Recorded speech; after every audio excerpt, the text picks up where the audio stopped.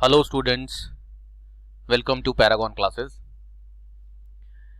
जैसा कि सब आप लोग जानते हैं, क्लास 11th के इस लेक्चर में हम जो चैप्टर शुरू कर चुके थे उसको आगे बढ़ाएंगे और चैप्टर का नाम था वर्क एनर्जी एंड पावर। तो उसका फर्स्ट लेक्चर आपको करा दिया गया था। आज हम उसका सेकेंड लेक्चर स्टार्ट करते हैं। तो चलते हैं सेकेंड लेक्चर की तरफ।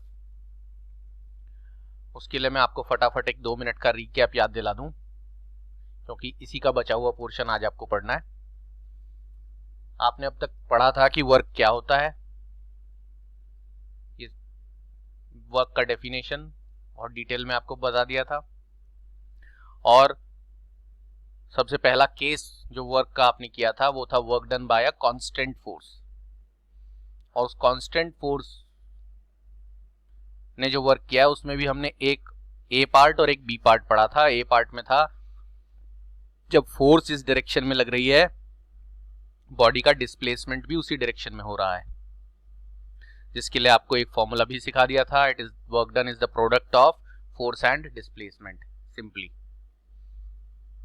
उसके बाद work done by a constant force का ही नेक्स्ट पार्ट यानी बी पार्ट आपने पढ़ लिया था, जिसमें आपको बोला था कि ये एक ऐसा पार्ट है जिसमें बॉडी किसी और डायरेक्शन में मूव करती है, फोर्स किसी और डायरेक्शन में लगती है और उनके बीच में कुछ एंगल बन रहा होता है। इसमें भी work done by constant force ही है, बस डायरेक्शन का फर्क है। तब आपको बता दिया था कि ऐसे केस में आप फोर्स को रिजॉल्व करते हो और आपको पता चलता है कि एफ साइन थीटा कोई वर्क नहीं कर रही है, क्योंकि उस डायरेक्शन में बॉडी ने मूव नहीं किया। वर्क कर रही है सिर्फ कौन सी फोर्स, एफ कॉस थीटा। तो आप फॉर्मूले के हिसाब से वर्क निकालने के लिए फोर्स को नहीं, उसके कॉस कंपोनेंट को डिस्प्लेसमेंट से मल्टीप्लाई करते हो, फिर उसे एफ एस कॉस थीटा लिखते हो। और आपको ये देखने पर पता चलता है कि आपका जो वर्क है वो फोर्स और डिस्प्लेसमेंट का डॉट प्रोडक्ट है, क्योंकि कॉस थीटा दो वेक्टर्स के साथ कॉस थीटा, उनके बीच के थीटा का कॉस उन दोनों वेक्टर्स के डॉट प्रोडक्ट को रिप्रेजेंट करता है, जो कि आपको वेक्टर वाले चैप्टर में मल्टीप्लिकेशन ऑफ वेक्टर में पढ़ाया था। तब आपने समझ लिया कि work done by a force में be measured as the dot product of the force applied and the displacement caused by the force. और इससे आपको ये भी पता चल गया कि वर्क डन, क्योंकि दो वेक्टर्स का, फोर्स भी वेक्टर है डिस्प्लेसमेंट भी वेक्टर है, इन दोनों का डॉट प्रोडक्ट करके आया है, इसलिए वर्क एक स्केलर क्वांटिटी। अब ये असली फॉर्मूला बन गया है आपके वर्क का। इसमें आप थीटा की जगह जो भी वैल्यू डालेंगे, अगर सेम डायरेक्शन है तो थीटा 0 डालेंगे, कुछ और डायरेक्शन है तो थीटा आपको गिवन होगा। तो ये आपका फॉर्मूला यूज किया जाएगा हमेशा वर्क फाइंड आउट करने के लिए। और कौन सा work? Work done by a constant force. उसके बाद हम आगे आपको समझाने वाले थे वर्क का यूनिट। इसके लिए मैंने बच्चों को एक छोटा सा टास्क करने के लिए दिया था, तो आज उसे कंप्लीट करवा देते हैं। आज आपको वर्क के यूनिट के बारे में पढ़ाएंगे और फिर work done by variable force भी पढ़ाएंगे। और वर्क वाले टॉपिक को आज कंप्लीट करेंगे। तो यूनिट ऑफ वर्क में पहले हम सीखते हैं उसका एसआई यूनिट निकालना और फिर सीजीएस यूनिट निकालना। तो कोई भी यूनिट, चाहे एसआई या सीजीएस, जो भी हम सीखें उसके लिए हम ये फॉर्मूला यूज करते हैं।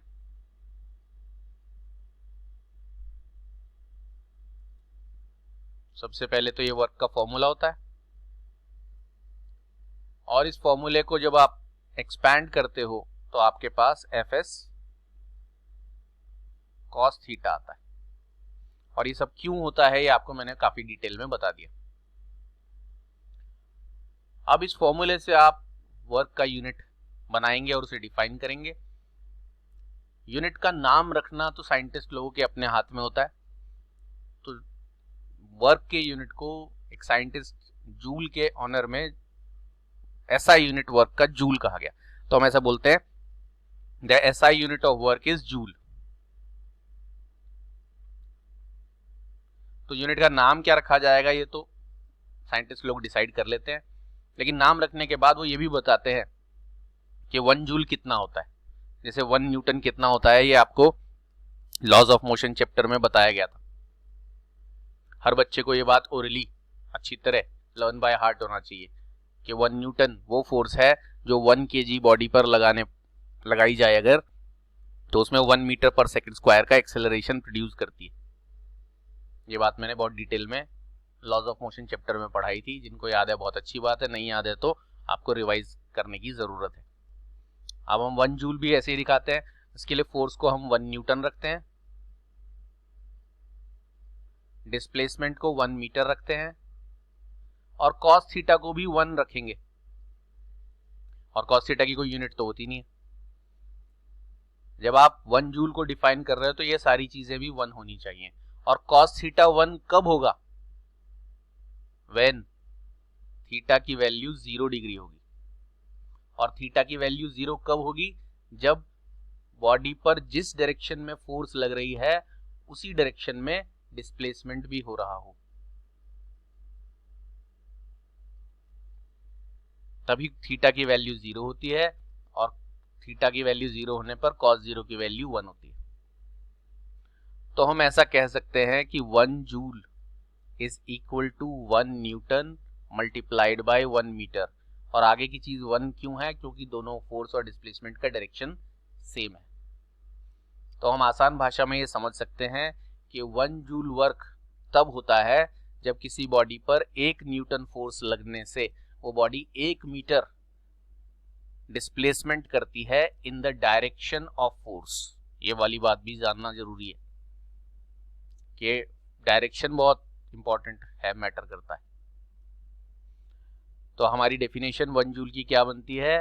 Therefore 1 joule work is said to be 1 joule, work done is said to be 1 joule, यानी जो भी वर्क हुआ है वो 1 जूल कहा जाएगा if a force of 1 Newton displaces a body through 1 meter in the direction of force। तो हमारी यूनिट कैसे बनी वो आपको समझ में आ गया। ये डेफिनेशन आपको न्यूटन की डेफिनेशन की तरह लर्न बाय हार्ट होनी चाहिए। उसके बाद हम, ये तो हमारी एसआई यूनिट की बात हुई। ये जूल जो है ये कौन सी यूनिट है? एसआई यूनिट, एसआई सिस्टम में। लेकिन जब भी हम आपको किसी भी फिजिकल क्वांटिटी का ऐसा यूनिट पढ़ाते हैं, साथ साथ आपको सीजीएस यूनिट भी पढ़ा देते हैं। पढ़ना चाहिए। अगर किसी का नहीं पढ़ा है या नहीं पता है तो मुझे बताएं। अगर मैं बाय चांस, कई बार होता है दिमाग से निकल जाता है किसी का यूनिट है सीजीएस वाला बताना, तो मैं अब भी बता दूंगा। अगर अब तक के पढ़े हुए पूरे सिलेबस में आपको किसी का सीजीएस यूनिट नहीं पता चल रहा है तो खुद से पता चल जाए, बहुत अच्छी बात है। मैंने बताया और भी अच्छी बात है। और अगर मैं भी नहीं बता पाया और आपको खुद से नहीं पता चल रहा तो मुझे पूछ लें, मैं बता दूंगा। तो फिलहाल हम वर्क कर रहे हैं तो वर्क का ऐसा यूनिट तो जूल है ही। सीजीएस यूनिट भी बता देता हूँ। वर्क का सीजीएस यूनिट होता है ये,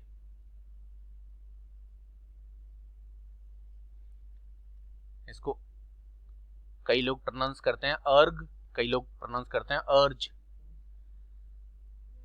ये जो जी है ये कई बार ग की आवाज भी हिंदी में बोल देता है, कई बार जी की आवाज तो बोलता ही है।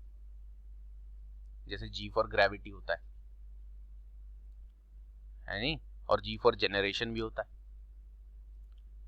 तो जनरेशन या जनरेटर में जी ज की आवाज देता है और ग्रेविटी में जी ग की आवाज देता है। तो एक ही अल्फाबेट अलग अलग साउंड प्रोड्यूस करता है। इंग्लिश में ऐसा है, कोई कोई अल्फाबेट साइलेंट भी होता है। तो घबराने वाली बात नहीं है। एग्जाम में तो आपको बोल कर नहीं आना, वहां तो आपको लिख के आना है, स्पेलिंग याद ERG। तो अर्ज या अर्ग वो डिपेंड करता है बहुत सारी चीज़ों पर। प्रोनाउंसिएशन जो है वो एक्सेंट या प्रोनाउंसिएशन हमारे ज्योग्राफिकल एनवायरनमेंट, हम कहाँ के रहने वाले हैं, किस भाषा को बिलोंग करते हैं, वगैरह वगैरह। खैर जो भी हो, ये नाम है सीजीएस सिस्टम में वर्क की यूनिट का। इसी फॉर्मूले से अगर इस यूनिट को डिफाइन करने के लिए कहा जाए तो इसी फॉर्मूले में आप वर्क की जगह 1 जूल ना रख के 1 अर्ज रख दें और 1 न्यूटन के बजाय फोर्स की वैल्यू 1 डाइन्स रख दें, 1 डाइन, और डिस्प्लेसमेंट की वैल्यू 1 मीटर के बजाय हो जाएगी 1 सेंटीमीटर, और कॉस थीटा तो इसमें भी 1 ही होना चाहिए। ये वाली कंडीशन तो सेम रहेगी कि जिधर फोर्स लगी उधर ही डिस्प्लेसमेंट होगा, और यहाँ ये 1 का वैसे भी कोई यूनिट नहीं होता, तो आपका CGS में भी 1 1 ही रहेगा और SI में भी 1 1 ही रहेगा। किसी भी ट्रिग्नोमेट्रिक रेशो का कोई यूनिट नहीं होता, तो जब यूनिट ही नहीं है तो सिस्टम बदलने से कोई फर्क नहीं पड़ेगा। बाकी जितने यूनिट्स हैं जूल को अर्ज में, CGS फोर्स से डाइन में आ गया, मीटर से सेंटीमीटर में आ गया। अब ये बस आपको पहली बात पता होनी चाहिए कि CGS में क्या यूनिट होती है वर्क की। CGS सिस्टम में डिफाइन करना बहुत आसान है। इसी डेफिनेशन में work done is said to be 1 joule के बजाय ERG कर दो। If a force of 1 newton के बजाय डाइन कर दो। Displaces a body through 1 metre के बजाय सेंटीमीटर कर दो in the direction of force, तो ऐसे कैसे रहेगा। Same definition will work for this unit system of unit also. बस आपने जो जो चीजें SI में ली थी उन चीजों की जगह CGS में नाम लिख दो, बाकी डेफिनेशन, फॉर्मूले, कॉन्सेप्ट पर कोई फर्क नहीं पड़ेगा। फिजिक्स के कॉन्सेप्ट किसी इंसान ने नहीं बनाए हैं। Physics is a branch of science which deals with the study of nature and natural phenomenon. जो भी फिजिक्स में आप पढ़ते हो वो किसी इंसान की बनाई हुई लॉ नहीं है, चाहे वो न्यूटन के लॉ हो, चाहे किसी बड़े से बड़े साइंटिस्ट के लॉ हो। वो साइंटिस्ट के लॉ इसलिए कहे जाते हैं, न्यूटन के लॉ, ओम्स के लॉ, केपलर्स के लॉ, कि उन साइंटिस्ट लोगों ने उन लॉज की खोज की थी, उन्हें डिस्कवर किया था। नेचर में तो वो पहले से ही थे, बस आम इंसान उनके बारे में नहीं जानता था। जैसे आप केमिस्ट्री में एलिमेंट्स पढ़ते हो, वो एलिमेंट किसी इंसान ने बनाए नहीं है। जो एलिमेंट नेचर में मौजूद थे वो डिस्कवर हुए हैं कि अच्छा ये भी है यहाँ, ये भी है, ये भी है। तो ठीक है, एलिमेंट्स की तरह ये भी नेचर में होने वाले लॉ हैं, लेकिन हाँ, उन लॉज से जो क्वांटिटी मिली, उन क्वांटिटीज को मेजर करने के लिए यूनिट इंसान ने बनाए। तो इसलिए ये जो डेफिनेशन है, इसमें ये जो लैंग्वेज है, ये तो नेचर का लॉ है लेकिन उसको नापने के लिए जो यूनिट है वो इंसान का है। जब आप CGS में नाप रहे हो तो CGS वाले नाम रख दो, SI में नाप रहे हो तो SI वाले नाम रख दो। तो आपको अर्ज का डेफिनेशन भी आ गया, सेम टू सेम है, इसीलिए मैंने यहीं पर ऑल्टर करके दिखा दिया। वन अर्ज को डिफाइन करने के लिए कहा जाए तो आप यही डेफिनेशन लिखोगे, और 1 जूल को डिफाइन करने के लिए कहा जाए तो क्या लिखना है, सब बच्चों को क्लियर हो गया। एक आखिरी बात आगे बढ़ने से पहले, आपको कन्वर्ट करना आना चाहिए 1 जूल को अर्ज में। जिन बच्चों ने इसी क्लासेस में हमारे पास यूनिट्स एंड डायमेंशंस यानी फिजिकल वर्ल्ड एंड मेजरमेंट वाला यूनिट किया है, और उसमें हमने डायमेंशनल एनालिसिस करके एक चैप्टर पढ़ाया गया था, वहां पर ये कन्वर्ट करके भी दिखाया गया था कि 1 जूल में इतने अर्ज कैसे पता चले थे। लेकिन अभी हम वहाँ कन्वर्जन नहीं सीख रहे हैं, अभी हम सिर्फ ये कन्वर्जन याद रखते हैं। आपको याद रखना है, जैसे 1 मीटर में 100 सेंटीमीटर होते हैं, 1 न्यूटन में 10⁵ डाइन्स होते हैं, 1 kg में 1000 ग्राम्स होते हैं, ऐसी 1 जूल में 10⁷ अर्ज होते हैं। ये कन्वर्जन आपको इसलिए याद रखना चाहिए क्योंकि कई बार तो ये कन्वर्जन भी डायरेक्टली पूछ लिया जाता है, कई बार आपके न्यूमेरिकल्स में जो क्वांटिटीज हैं वो CGS में दे दी जाती हैं, उन्हें आपको SI में बदलना पड़ता है या SI से CGS में बदलना पड़ता है। तो बदलने के लिए ये कन्वर्जन फैक्टर्स आपको याद होने चाहिए, ये मैंडेटरी है। तो यूनिट के बारे में आपको फुल डिटेल बता दिया गया है, ध्यान से इसे पढ़ें और आगे के लिए हमेशा के लिए याद रखें। अब हम आपको ले चलते हैं वर्क के दूसरे पोर्शन पर। अभी तक एक ही पोर्शन चल रहा है, work done by constant force. अब हम आपको ले चलेंगे work done by variable force पर। ये हमारा work done by variable force का केस आ गया। आपको अपनी स्क्रीन पर दिखाई दे रहा है work done by variable force लिखा हुआ, और साथ ही साथ आपको ये एक डायग्राम दिखाई दे रहा है, जिस डायग्राम में एक बॉक्स को ए से बी तक ले जाने का वर्क किया जा रहा है। और ये वर्क अगर वेरिएबल फोर्स कर रही है तो इस वर्क को हम कैसे फाइंड आउट करेंगे वो हम अब आपको सिखाएंगे।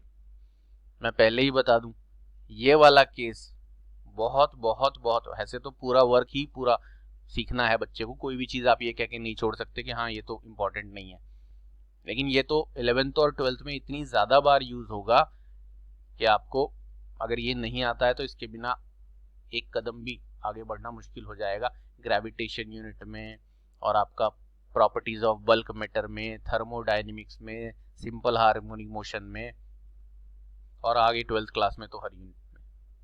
तो इसलिए बच्चे इसे जरा ध्यान से पढ़ें। अब सबसे पहले हम आपको ये बताते हैं कि work done by variable force में वेरिएबल फोर्स का क्या मीनिंग है।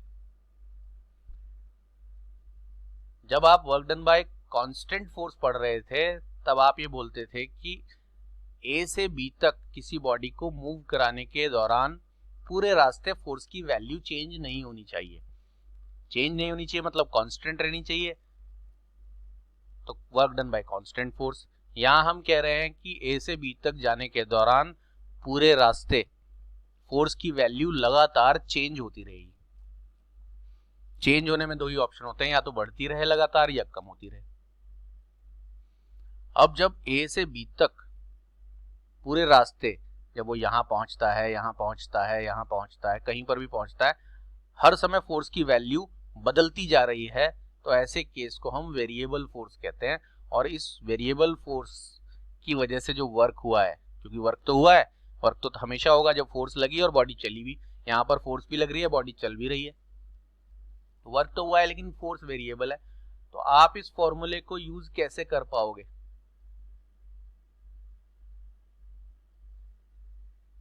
जिसको आप ऐसा भी बोलते हो,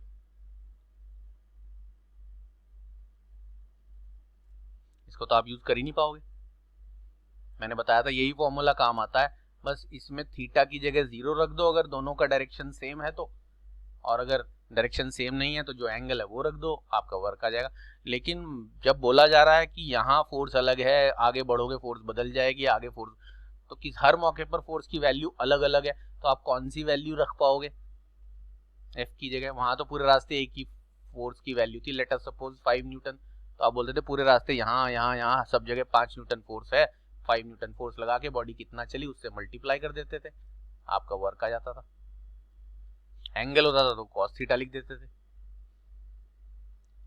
तो मैं ये इस बात इसलिए क्लियर कर रहा हूं कि जब तक आप ये प्रॉब्लम नहीं समझोगे कि ये फॉर्मूला क्यों यूज नहीं हो रहा, तब तक आप नया फॉर्मूला बना भी नहीं पाओगे, और बनाया हुआ दे दिया अगर आपको बनाया रेडीमेड, तो आप उसको समझ नहीं पाओगे कि ऐसा क्यों हो रहा है। पहले इस फॉर्मूले में क्या दिक्कत है वो जान लें। तो दिक्कत क्या है कि वैसे तो हम वर्क निकालना सीख चुके हैं, लेकिन ये वर्क तब, ये फॉर्मूला वर्क निकालने का तब काम आता है जब आपके पूरे रास्ते ए से बी तक या कहीं से कहीं तक भी जाने के दौरान लगने वाला फोर्स एक ही वैल्यू हो उसकी, तो वही सिंगल वैल्यू पूरे रास्ते रही, उसे रख दिया यहाँ पर और आंसर। जब पूरे रास्ते फोर्स की वैल्यू बदलती रहती है तब आप एक वैल्यू कैसे रखोगे? कोई ऑप्शन ही नहीं है, इसलिए ये फॉर्मूला यहाँ काम नहीं आता। तो हमें एक नया फॉर्मूला या यूं कहें एक नया मेथड सीखना है। वो मेथड सीखने के बाद वो मेथड इसी चैप्टर में अप्लाई भी होगा और आने वाले बहुत सारे चैप्टर में क्लास 11th और 12th में अप्लाई होगा। तो सीखते हैं वो नया मेथड। उस नए मेथड को सीखने के लिए एक सिचुएशन आपको मैं बता देता हूं। जब आपसे कहा जाए कि हमें work done by variable force निकालना है किसी बॉडी के एक जगह से, मैंने एक जगह का नाम ए रख लिया, आप वन प्लेस टू अनदर, 1 और 2 भी रख सकते हो, दिल्ली से मुंबई भी रख सकते हो, कोई भी दो जगहों के नाम रख सकते हो। मैंने ए और बी रख दिया। तो ए से बी तक जाने का वर्क निकालना है, वेरिएबल फोर्स, तो लगातार बदलने वाली फोर्स। तो आपको ये कंसीडर करना पड़ेगा सबसे पहले कि ए से बी तक जाते समय बीच में कहीं पर ये ऑब्जेक्ट यहां पर है, बीच में किसी समय कहना चाहिए। जब ए से बी तक ये जा रहा है ये ऑब्जेक्ट, तो बीच में किसी एक समय ये ऑब्जेक्ट यहां पर है, और ये आप पूरे इस ड्यूरेशन में कहीं पर भी कंसीडर कर सकते हो। मैंने इस जगह का नाम रख दिया है पी। ठीक बात है। तो हम क्या कंसीडर कर रहे हैं, while moving from A to B, let us suppose at any instant, any instant मतलब किसी समय, the body is at point P. ये पॉइंट पी यहां यहां यहां कहीं भी ले लो, कोई एक जगह ले लेना, बिल्कुल बीचों बीच भी लेने की जरूरत नहीं है, आप दाएं बाएं कहीं भी ले सकते हो, बट इस ए और बी के रास्ते में कहीं होनी चाहिए वो जगह, क्योंकि जब आप इस ऑब्जेक्ट को ए से बी तक ले जाओगे तो कभी ना कभी तो ये यहाँ पहुंचेगा, कभी यहाँ पहुंचेगा। आपको बीच में से कोई एक जगह कंसीडर कर लिया, लो जी यहाँ पर है, और जब ये यहाँ पर है तो उस समय, उस पर्टिकुलर समय इस पर लगने वाली फोर्स आपको गिवन होगी, पक्का।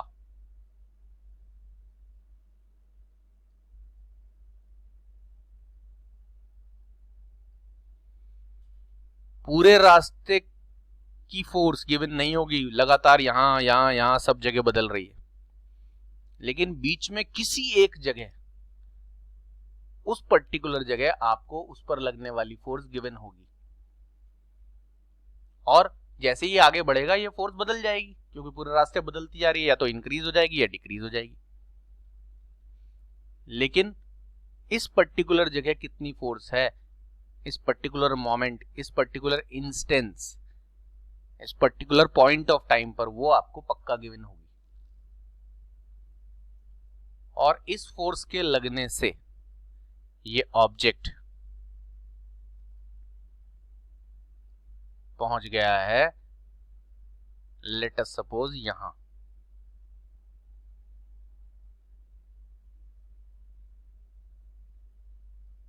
और इस पॉइंट का नाम है Q, और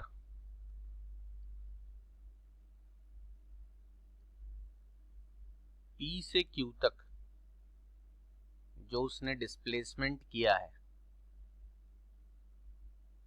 वो इस एरो से रिप्रेजेंट किया जा रहा है, और वो डिस्प्लेसमेंट बहुत ही छोटा सा है, इसलिए उसका नाम ds रख दिया। पूरा डिस्प्लेसमेंट यहां से यहां तक का s है,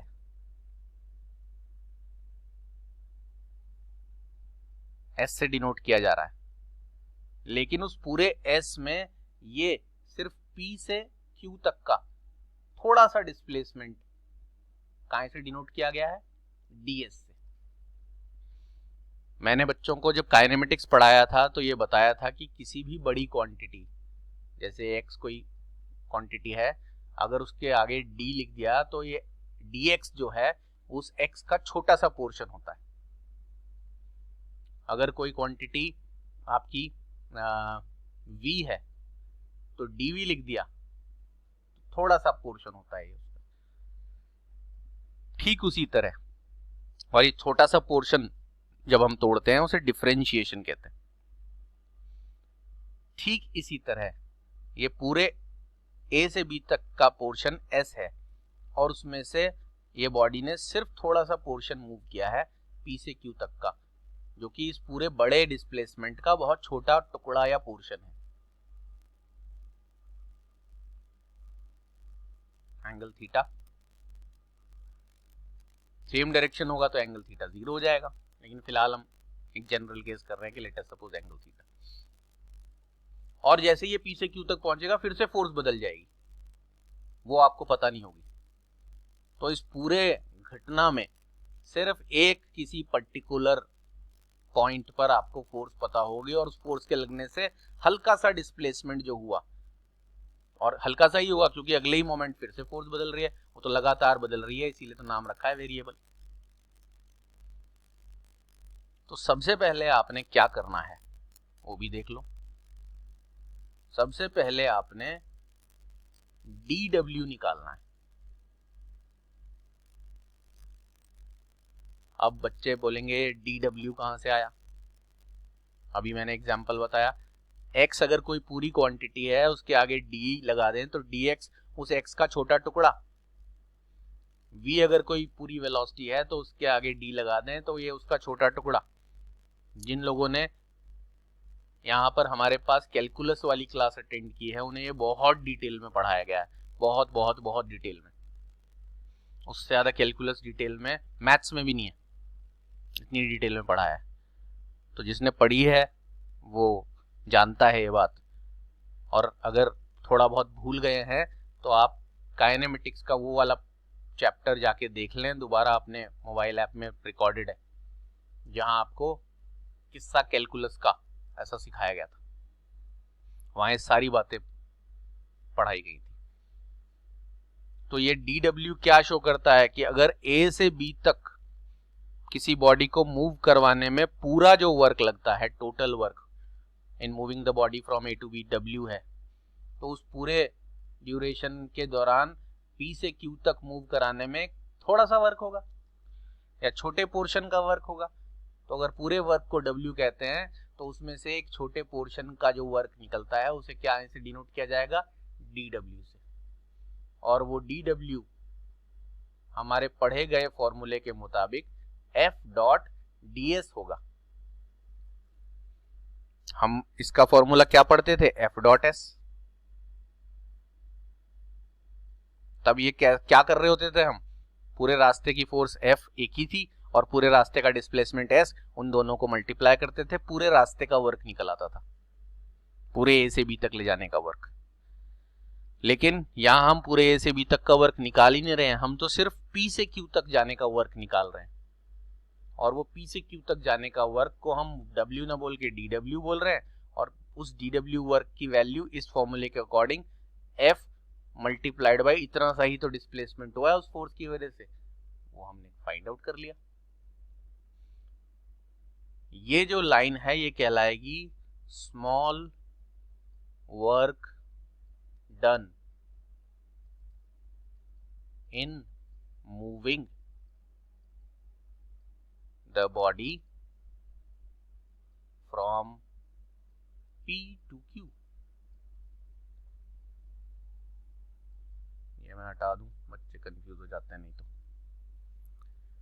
तो ये जो आपने फाइंड आउट किया है ये पूरे रास्ते में किसी एक छोटे से पोर्शन का वर्क है। ये आपको इस वेरिएबल फोर्स के लिए करना ही होगा, और पूरे रास्ते में कहीं एक जगह पर फोर्स आपको गिवन होगी ही, उसकी वजह से थोड़ा सा डिस्प्लेसमेंट होएगा और अगले ही पल वो फोर्स फिर से बदल जाएगी, क्योंकि पहुंचने पर फोर्स फिर से कुछ और है, वो हमें नहीं पता। हमें तो सिर्फ एक ही जगह पर कितनी फोर्स लगी वो पता है, उसकी वजह से थोड़ा सा डिस्प्लेसमेंट हुआ वो पता है, वो थोड़ा सा वर्क आपने निकाल दिया। लेकिन हमें तो कहा गया पूरा वर्क निकालने के लिए, work done in moving from A to B। तो हम कहेंगे क्या? Total work done in moving the body from A to B, उसे हम कहां से डिनोट करेंगे? W से। और अगर आपको और अच्छी तरह लिखना है तो ऐसे भी लिख सकते हो, वैसे तो सिर्फ W ही लिख देंगे तो आपको पता चल जाएगा W पूरा वर्क है, उसी में से तो थोड़ा सा टुकड़ा हमने dw बोला था, छोटा सा वर्क। लेकिन कोई बच्चा अगर लिखना चाहे तो WAB भी लिख सकता है। W के नीचे AB लिखने का मतलब है कि और ज्यादा क्लियर हो गया कि वर्क हम निकाल रहे हैं पूरा का पूरा A से B तक जाने का। और उस वर्क को निकालने के लिए आपको dw जो छोटा सा वर्क निकाला है उसे इंटीग्रेट करना होगा ए से बी तक।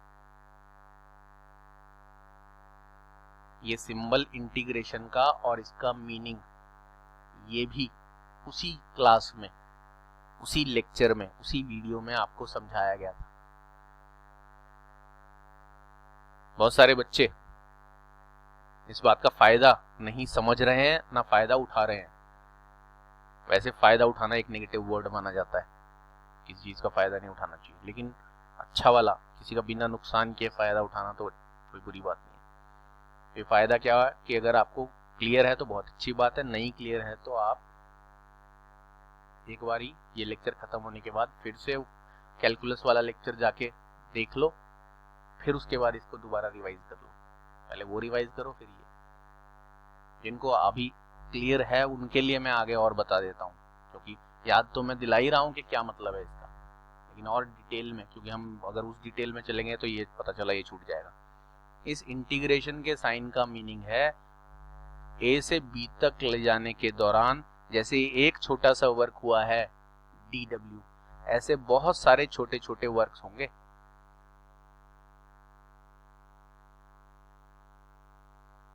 और जब आपने इस पूरे वर्क में से एक छोटा सा वर्क निकाला था तो आपने पूरे इस वर्क को बहुत सारे छोटे छोटे टुकड़ों में तोड़ के उनमें से एक लिया था। उसे कहते हैं डिफरेंशिएशन करना, डिफरेंशिएट करना। और कैलकुलस में मैंने बच्चों को याद दिला दूं, दो पार्ट पढ़ाए थे, डिफरेंशिएशन और इंटीग्रेशन। डिफरेंशिएशन होता है किसी बड़ी चीज को छोटे छोटे टुकड़ों में तोड़ना, जो हमने किया है। यहाँ पर हमने पूरे बड़े वर्क को, work done in moving the body from A to B को छोटे छोटे टुकड़े यानी छोटे छोटे वर्क्स में तोड़ा है और उनमें से एक छोटा टुकड़ा ये लिया, तो हमने डिफरेंशिएशन किया। डी फॉर डिफरेंशिएशन भी कह सकते हो, जो छोटे टुकड़े का सिंबल होता है। और वो छोटे टुकड़े का वर्क निकाल के जब हम ये सिंबल लगा रहे हैं, जो आपने ये लगाया है, ये इंटीग्रेशन का सिंबल है, ये इस इंटीग्रेशन के सिंबल का मतलब होता है इंटीग्रेट करना, मतलब इकट्ठा करना, मतलब कंबाइन करना, मतलब ऐड करना, मतलब ज्वाइन करना उन सारे छोटे छोटे टुकड़ों को। तो बड़ी चीज में से पहले छोटे छोटे टुकड़े तोड़ के एक छोटा टुकड़ा लिया, फिर उन सारे छोटे छोटे टुकड़ों को कंबाइन करना है। तो जब आप ये सिंबल लगा रहे हो DW से पहले इंटीग्रेशन का, तो इसका मीनिंग ये कह रहा है कि आप ऐसे सारे छोटे छोटे वर्क्स को अगर जोड़ दोगे, कहां से कहां तक जोड़ोगे, ए से बी तक। ये लोअर लिमिट और ये अपर लिमिट कहलाती है। सॉल्व वॉल्व करना भी बताया है इसको सब कुछ, जब इक्वेशन ऑफ मोशन डिराइव की थी। तो उन सारे छोटे छोटे टुकड़ों को जोड़ दोगे तो आपका टोटल वर्क आ जाएगा in moving the body from A to B. Constant वाली फोर्स के द्वारा किया गया वर्क में आपको ये सब कार्यक्रम नहीं करना है, वहां तो सीधा फोर्स से डिस्प्लेसमेंट को मल्टीप्लाई करना है। वेरिएबल वाली फोर्स के लिए आपको ये कार्यक्रम करना ही पड़ेगा हर जगह, कि पहले पूरे में से एक छोटा टुकड़ा लेके उसका वर्क निकाला जाएगा और उस छोटे टुकड़े के दौरान लगने वाली फोर्स आपको या तो पता चल जाएगी या गिवन होगी, या पता लगाने का कोई ऑल्टरनेटिव होगा, यानी ये तो पक्का नोन होगा। और छोटा सा DS, छोटा सा वर्क निकाल के फिर उसका इंटीग्रेशन करना है। और अब आप इसको ऐसे भी लिख सकते हो, W के नीचे सबस्क्रिप्ट में A भी है, बच्चे इसे WAV पूरा बड़ा बड़ा लिख देते हैं, तो मैं थोड़ा सा इसे ज्यादा बड़ा कर देता हूं कि WAV हो जाएगा इंटीग्रेशन ऑफ, कहां से कहां तक, A से B तक इंटीग्रेट करना है। DW की वैल्यू ये F.ds है, F.ds।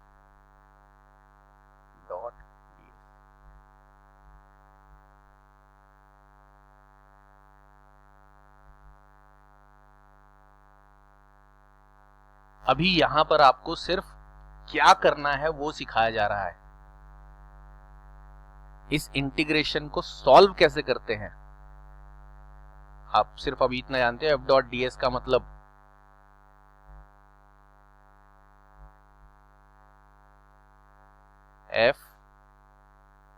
F.ds का मतलब, जैसे F.s का मतलब क्या होता है, Fs cos थीटा, ऐसी F.ds का मतलब होगा F.ds cos थीटा। कोई भी दो चीजों का डॉट प्रोडक्ट करने के लिए पहले का मैग्नीट्यूड, दूसरे का मैग्नीट्यूड और cos थीटा रख देते हैं। अभी आप f.ds की जगह बस इतना ज़्यादा से ज़्यादा पुट कर सकते हो, लेकिन उसका इंटीग्रेशन कैसे सॉल्व करना है वो आपको यहाँ नहीं बताया जाएगा।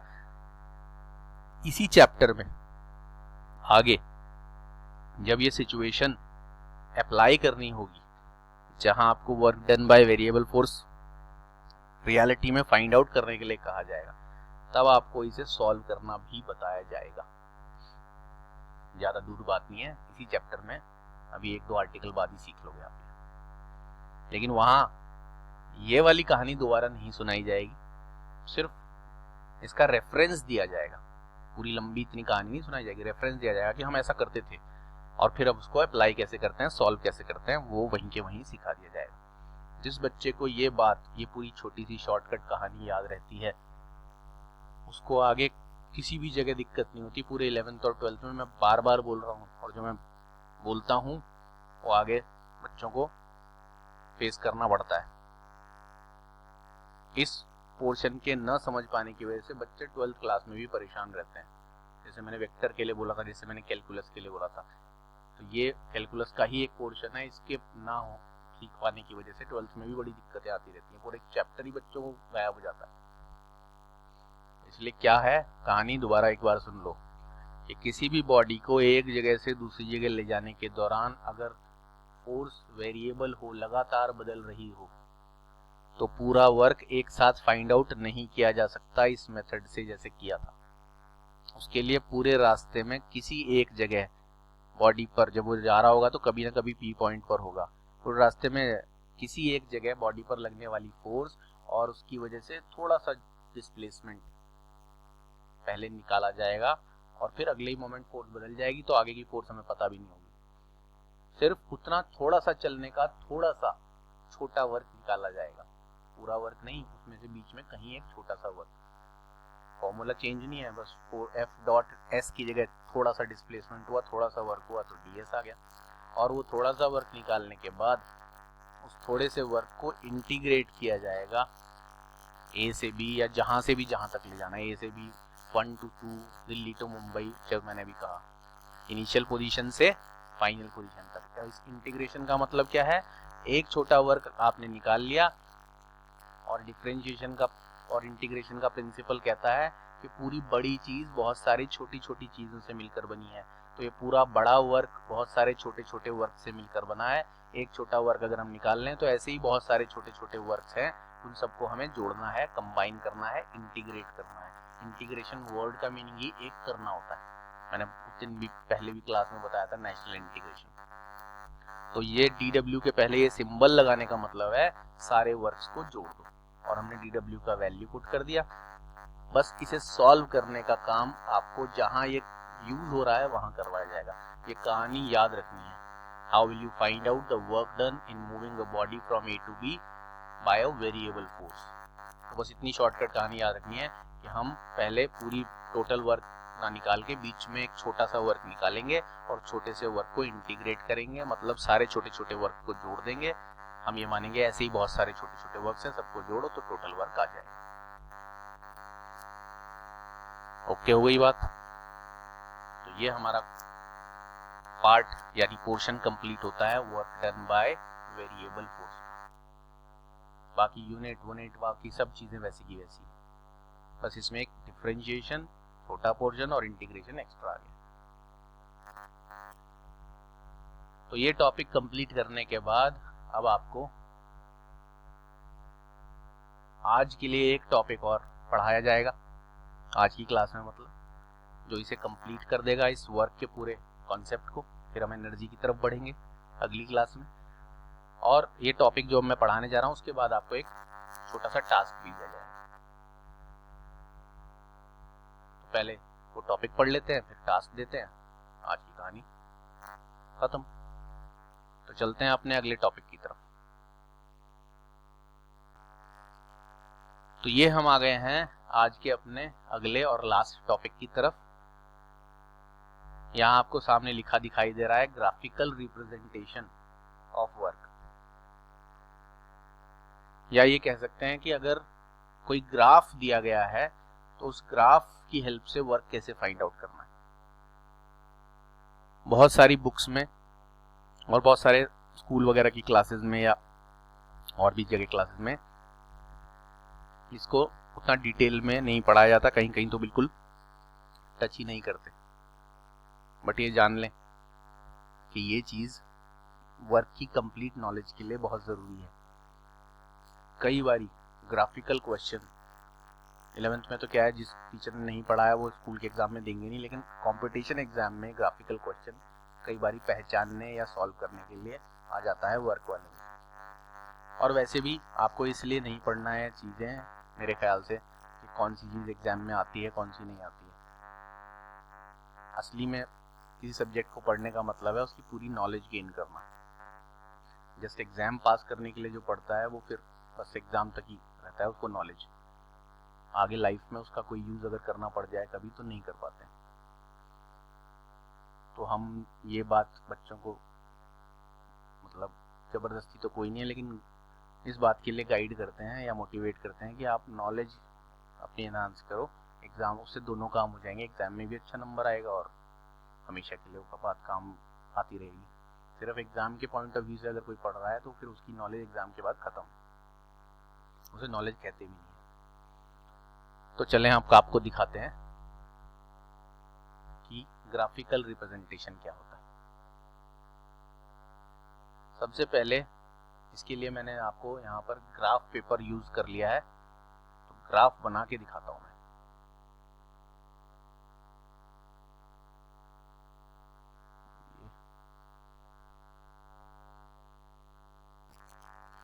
ये हम एक ग्राफ बना रहे हैं, ये आपके पास ग्राफ बन गया। अब वैसे तो मैथ्स के हिसाब से इस ग्राफ में ये चीज होती है x और ये चीज होती है y, लेकिन जब आप फिजिक्स में ग्राफ बनाते हो तो x एक्सिस पर आप क्या क्वांटिटी ले रहे हो और y एक्सिस पर क्या क्वांटिटी ले रहे हो ये आपको लिखना पड़ता है। काइनेमेटिक्स में बच्चों ने पोजीशन टाइम ग्राफ, जिसको डिस्प्लेसमेंट टाइम ग्राफ भी बोलते हैं, xt ग्राफ भी बोलते हैं, वो पढ़ा है। वेलोसिटी टाइम ग्राफ भी पढ़ा है, अलग अलग टाइप के मोशन के लिए। लेकिन यहाँ किस किस चीज के बीच का ग्राफ बन रहा है? मैथ्स में तो आप x कोऑर्डिनेट और y कोऑर्डिनेट लेते हो तो x और y के बीच का ग्राफ बना देते हो, लेकिन फिजिक्स में मैंने जैसा बताया आप x एक्सिस की तरफ कुछ क्वांटिटी शो करते हो और y एक्सिस की तरफ। तो यहाँ ये ग्राफ बन रहा है जिन चीजों के बीच में, वो है f और s, यानी graph is between force and displacement. जब ग्राफिकल रिप्रेजेंटेशन ऑफ वर्क कर रहे हैं तो वर्क किन दो चीजों से पता चलता है? फोर्स और डिस्प्लेसमेंट से, एफ और एस से। तो आप ग्राफ भी उनके बीच में ही बनाओगे। तो ये ग्राफ हमने एफ और एस के बीच में बना दिया। इसमें हम ऐसे शो कर सकते हैं, यहाँ पर तो 0 लिखेंगे, यहाँ लिखेंगे 5, यहाँ लिखेंगे 10, यहाँ लिखेंगे 15, यहाँ लिखेंगे 20, 25, 30, ऐसे कुछ। तो ये हम जो लिख रहे हैं 5, 10, 15, 20, 25, 30, ये क्या है? फोर्स है, यानी डिफरेंट वैल्यूज है फोर्स की। काहे में? न्यूटन्स में। और यहाँ हम लिख रहे हैं 2, 4, 6, 8, 10, 12, 14 एंड सो ऑन। ये डिस्प्लेसमेंट है, यानी बॉडी कितना चली मीटर्स में। अब अगर ये दिखाना है कि कोई बॉडी पर कितना फोर्स लगा और उसकी वजह से वो कितना चली, तो इस ग्राफ में आप एग्जांपल के तौर पर दिखा सकते हो। और ये हम कौन सा केस कर रहे हैं? Work done by constant force वाला, यानी बॉडी एक जगह से दूसरी जगह जाएगी जरूर, उसका डिस्प्लेसमेंट तो बदलेगा बट फोर्स कांस्टेंट रहेगी। तो ये ग्राफ अगर मैं ऐसा बना दूं,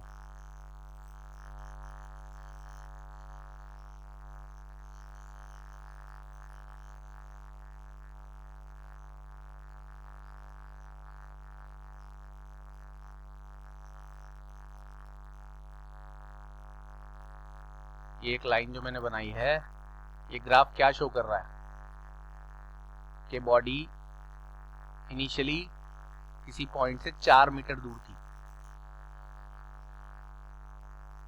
क्या जी? इनिशियली उसकी पोजीशन डिस्प्लेसमेंट में 4 मीटर है और उस पर 20 न्यूटन का फोर्स लगा।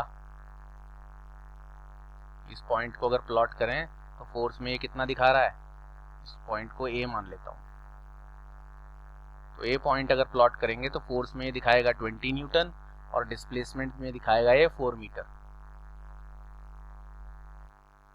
और वही 20 न्यूटन फोर्स उस पर लगती रहती है और लेट अस सपोज वो पहुंच गई बी पर। बी पॉइंट जब आप प्लॉट करोगे तो ये पॉइंट फोर्स में कितना दिखाएगा, 20, लेकिन अब वो पहुंच गई है कहां से कहां तक, 14। यानी उस बॉडी ने 20 न्यूटन फोर्स लगने पर ए से बी यानी 14 मीटर, वो 4 मीटर उसकी इनिशियल पोजीशन है और 14 मीटर उसकी फाइनल पोजीशन है। इनिशियल से फाइनल तक मूव किया है। उससे पहले वो 0 से 4 तक अपने आप आ गई होगी, वो हमें नहीं पता कैसे आई। अगर आप यहाँ से स्टार्ट करते तो आप बोलते वो स्टार्टिंग पॉइंट ओ पर है 0 पर और फोर्स उस पर 20 न्यूटन लगी और 0 से वो कहाँ चली गई वो भी आप बता सकते थे। तो ये आपका ग्राफ बन गया है work done by constant force का, जो ग्राफ ये दिखाता है कि पूरे रास्ते 4 से 14 तक मूव करते थे। 4 मीटर उसकी इनिशियल पोजीशन है और 14 मीटर उसकी फाइनल पोजीशन है। इनिशियल से फाइनल पोजीशन मूव करते हुए पूरे रास्ते फोर्स कितनी रही है, उस पर फोर्स कितनी लगती रही, 20 न्यूटन। अगर ऐसा ही ग्राफ आपको प्लॉट करना पड़े किसके लिए, work done by variable force के लिए, तो आप पहले तो ग्राफ बना लें। जी ग्राफ बना देते हैं।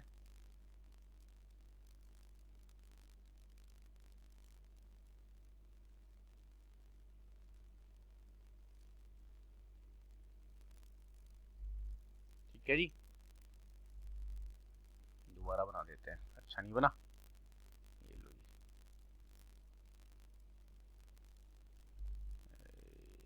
ये रहा।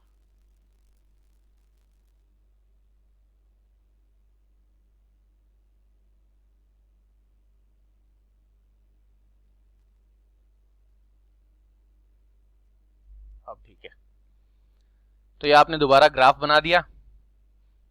अब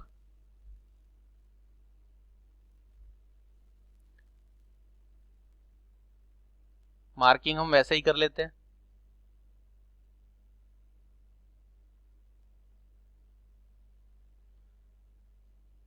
सेम मार्किंग्स, यानी वही ग्राफ है, इसलिए दोबारा बार बार लिखने की जरूरत नहीं है, सब कुछ वैसा ही है। डिस्प्लेसमेंट मीटर्स में, फोर्स न्यूटन में,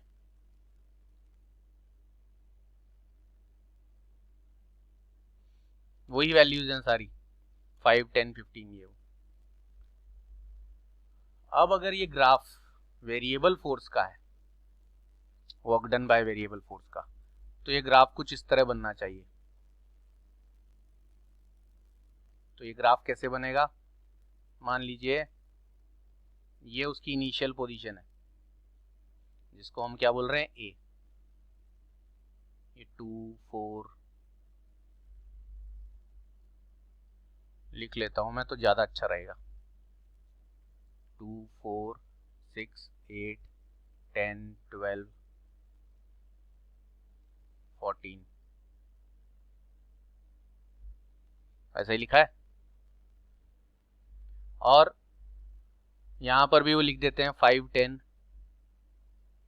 15, 20, 25, 30 न्यूटन्स में फोर्स। तो ये पॉइंट अगर आप प्लॉट करोगे तो आप बोलोगे कि 4 मीटर पर उसका डिस्प्लेसमेंट है इनिशियल पोजीशन और उस समय फोर्स 15 न्यूटन है। वेरिएबल फोर्स है तो या तो फोर्स बढ़ेगी या कम होगी, हम ऐसा मान लेते हैं फोर्स बढ़ रही है। तो हमें ये ग्राफ जो बनाना होगा वो ग्राफ ऐसा बनेगा,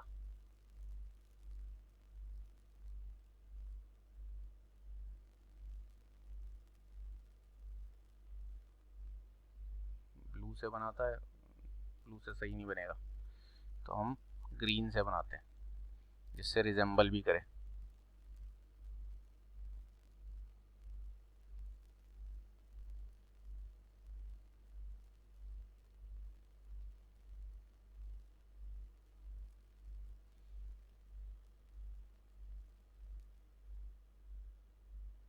ये जो आपका ग्राफ दिख रहा है, इस ग्राफ में आपको साफ दिखाई दे रहा है कि जब बॉडी को ए से बी तक ले जाया गया तो देखो शुरुआत में उस पर लगने वाली फोर्स 15 न्यूटन थी और उसका डिस्प्लेसमेंट 4 था। डिस्प्लेसमेंट तो इसमें भी 4 से 14 हुआ है और इसमें भी 4 से 14 हुआ है, लेकिन उस दौरान जो फोर्स है वो 15 से इंक्रीज होते होते यहाँ पर कितना हो गई है, 30। तो यहाँ पर ये ग्राफ बना है ऐसे और यहाँ पर ये ग्राफ बना है ऐसे। इस ऐसे वाले ग्राफ और ये लाइन ऊपर के बजाय स्लांट होने के बजाय अगर नीचे की तरफ स्लांट हो जाती, इसका मतलब फोर्स डिक्रीजिंग होती। तो यानी जब ये लाइन ऐसे स्ट्रेट बनेगी तो वो work done by constant force होगा, ग्राफ में फोर्स की वैल्यू आगे बढ़ते बढ़ते कांस्टेंट रहेगी। लेकिन जब ये स्लांट ऊपर या स्लांट नीचे की तरफ बनेगी तो ये work done by variable force होगा। इसमें दिखाया जाएगा फोर्स ए पर 15 थी और जैसे जैसे देखो बी पर ये फोर्स 30 न्यूटन हो गई है। तो डिस्प्लेसमेंट तो वर्क के केस में चेंज होता ही है, लेकिन फोर्स अगर कांस्टेंट रहे तो यानी फोर्स चेंज नहीं हुई, फोर्स अगर चेंज हो रही है मतलब वेरिएबल फोर्स। अब ग्राफ कैसा बनता है, work done by graphical representation आपने सीख लिया, work done by variable force का, work done by constant force का और work done by variable force का। लेकिन इन दोनों ग्राफ से या ग्राफ की हेल्प से वर्क कैसे फाइंड आउट करते हैं वो आपको बताया जाएगा। बिना ग्राफ के वर्क कैसे फाइंड आउट करना है, work done by constant, work done by variable, वो आपको बताया जा चुका है, फॉर्मूला है। बट ग्राफ की हेल्प से कैसे फाइंड आउट करते हैं वो मैं आपको दिखा देता हूं।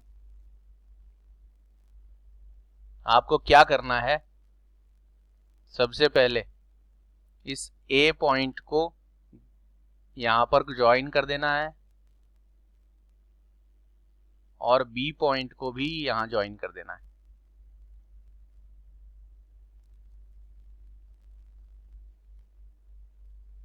ये दो पॉइंट तो दिखेंगे ही आपको, जहां ए से बी तक बॉडी गई, सीधी लाइन होगी, work done by constant force, और ये इनिशियल पोजीशन, डिस्प्लेसमेंट, या फाइनल। और यहां पर भी ऐसा ही करना है, यानी दोनों में एक बात तो कॉमन है कि इनिशियल पोजीशन को भी और फाइनल पोजीशन को भी नीचे ज्वाइन कर देना है अपने एक्स एक्सिस वाले, और उसके बाद आपको ये एरिया फाइंड आउट कर देना है जिस पर मैंने शेड किया है।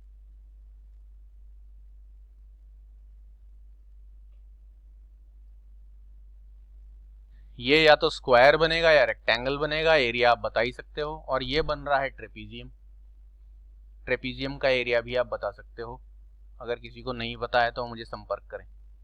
ऐसे 8th क्लास में ट्रेपीजियम का एरिया बना निकालना सिखाया जा सकता है, सिखाया जा चुका है कहना चाहिए। तो दोनों ही केसेस में फॉर्मूला कॉमन है। वर्क डन निकालने के लिए area enclosed by the graph, area enclosed by the graph आपको फाइंड आउट करना है अगर ग्राफ बना हुआ है और उससे वर्क फाइंड आउट करने के लिए कहा जाए। और इसमें आपको दो बातें याद रखनी है, तो ग्राफ कैसा बनता है दोनों केसेस में, कांस्टेंट फोर्स का, वो वेरिएबल फोर्स का, क्यों बनता है, रीजन सब बताया आपको, और उस ग्राफ की हेल्प से वर्क फाइंड आउट कैसे करना है वो आपको बताया। इसका एरिया फाइंड आउट करने का मेथड, इसका भी और ट्रेपीजियम का भी आपको काफी डिटेल में जब आप ग्राफिकल रिप्रेजेंटेशन सीख रहे थे, position time graph, velocity time graph, वहाँ डिस्प्लेसमेंट वगैरह निकालना होता था, वेलोसिटी, वो सब आपको सिखाया जा चुका है इसी क्लास में। तो जो चीज़ें सिखाई जा चुकी हैं बार बार उनको डिटेल में तो नहीं बताया जा सकता, वरना सिलेबस ही आगे नहीं बढ़ेगा। हाँ, आपके पास ये ऑप्शन है कि आप पिछली क्लास में जाके देख सकते हो कि ग्राफ्स के नीचे का एरिया कैसे फाइंड आउट करना था। आगे जैसे जैसे हम बढ़ते जाते हैं, पीछे वाली चीज़ों का यूज़ करते हैं, तो वो चीज़ें आपको याद दिलाने पर याद आ जानी चाहिए, वरना फिर ये चिंताजनक बात मानी जाएगी।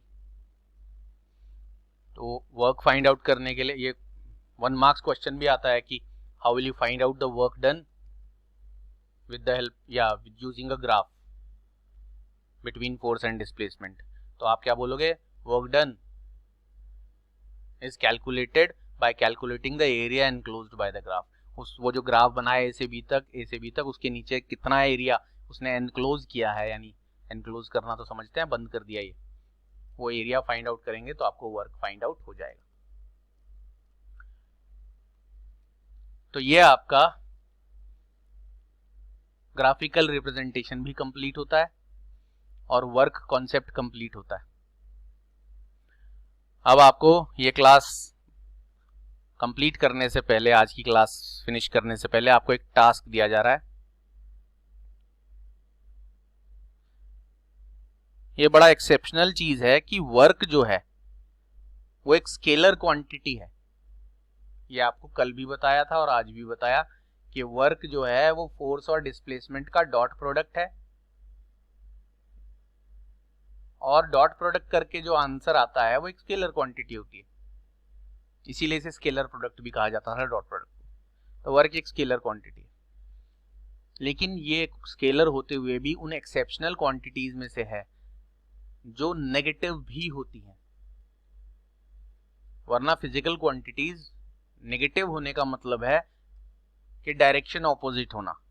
अगर मान लो आपके पास कोई 5 न्यूटन फोर्स है और दूसरी फोर्स -5 न्यूटन है, तो इससे ये पता चलता है कि ये वाली 5 न्यूटन जिस डायरेक्शन में लग रही है, ये वाली 5 न्यूटन उसके ऑपोजिट डायरेक्शन में लग रही होगी। तो वेक्टर क्वांटिटीज तो नेगेटिव में होती हैं और उसका मीनिंग होता है कि वो नेगेटिव मतलब डायरेक्शन रिवर्स हो गया है, ऑपोजिट हो गया है। लेकिन स्केलर क्वांटिटीज सिर्फ पॉजिटिव ही होती हैं 99%। हाँ, कुछ एक्सेप्शंस हैं जैसे कि वर्क।